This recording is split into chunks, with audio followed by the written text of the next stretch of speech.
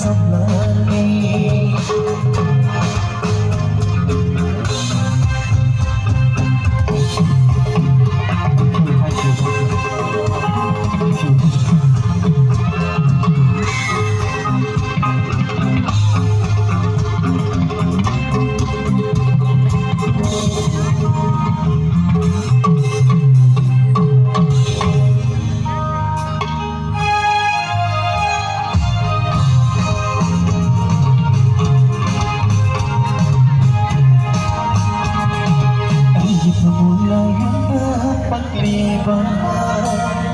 Sa nabalayan ko'y bilang hindi ako'y ayaw kong pag-ibang.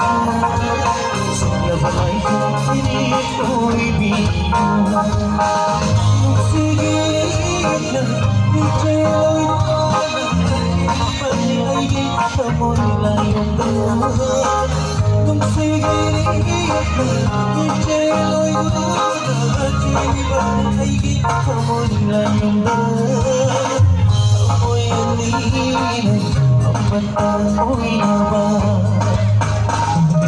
Ang di amoy layong dahan, pag-ibang sa labalay diri ko'y bilang. Ang di amoy layong dahan, pag-ibang sa labalay diri ko'y bilang.